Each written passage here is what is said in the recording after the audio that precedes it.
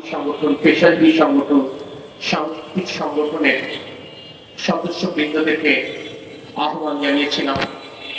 আমাদের যশোরের প্রখ্যাত ওলামা মাশায়েখদেরকে আহ্বান জানিয়েছিলাম আমাদের প্রিয় নেত্রী দেশনেত্রী বেগম খালেদা জিয়ার জন্য দোয়া মোনাজাতে শরীক হওয়ার জন্য। আপনারা আমাদের ডাকে সাড়া দিয়ে এসেছেন। সমগ্র ঈদগাহ কানায় কানায় পরিপূর্ণ হয়ে গেছে।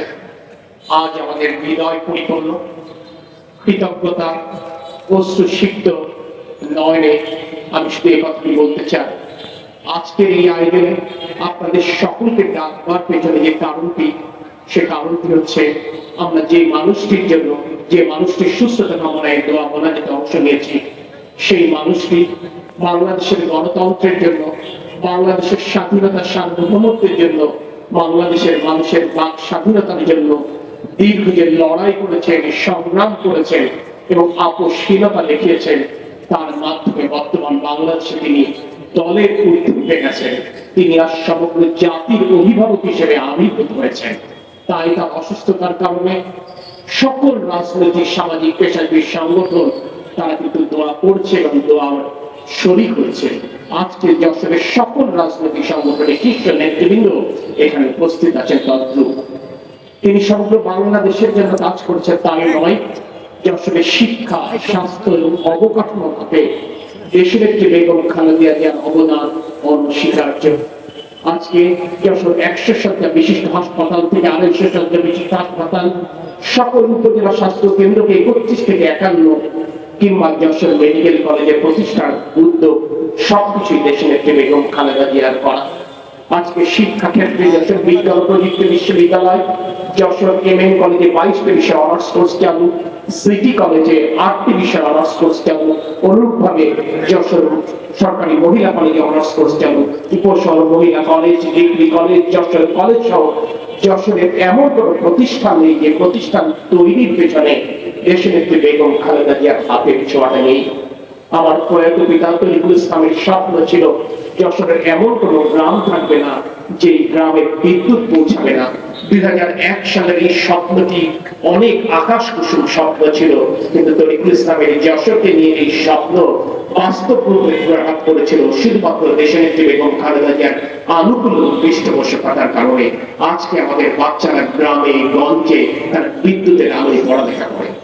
আজকে যশোর থেকে ঝিনাইদহ, যশোর থেকে খুলনা, যশোর থেকে নড়াইল, যশোর থেকে কুষ্টিয়া, যশোর থেকে সাতক্ষীরা, এই সড়ক এই প্রজন্মের আবার ছোট ভাইয়েরা, সন্তানেরা বুঝবে না সড়কের অবস্থা 91 সালের আগে কেমনটি ছিল।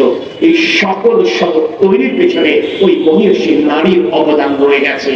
আজকে যশোরের একটা ইউনিয়ন থেকে আরেকটা ইউনিয়নে যেতে যশোর শহর ক্রস করা লাগে না। আন্তঃ ইউনিয়ন সংযোগ সড়ক তৈরির পেছনেও দেশনেত্রী বেগম খালেদা জিয়ার ভূমিকা অনস্বীকার্য।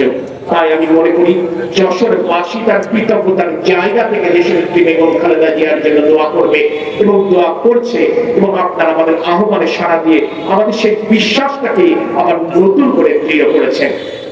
প্রিয় সহকর্মীবৃন্দ, প্রিয় যশোরবাসী, আমরা আপনাদেরকে ডেকেছি শুধু এই কারণে, যেটি এখানে প্রখ্যাত আলেম মাওলানা আব্দুল মান্নান সাহেব বললেন, আমরা জানি আমরা গুনাহগার বান্দা, কিন্তু নিশ্চয়ই এই বিশাল জমায়েতে নিশ্চয়ই কোন পুত্র পবিত্র ব্যক্তি উপস্থিত, নিশ্চয়ই যার মোনাজাত আল্লাহ পাক কোনদিন ফেলেননি।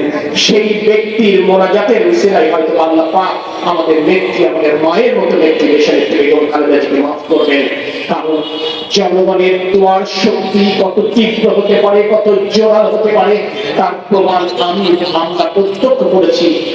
তিনবার এর থেকে সংকটাপূর্ণ শারীরিক অবস্থা থেকে দেশনেত্রী শুধুমাত্র বাংলাদেশের জনগণের দোয়ার বরকতে সুস্থ শরীরে জনগণের কাতারে ফেরত এসেছে।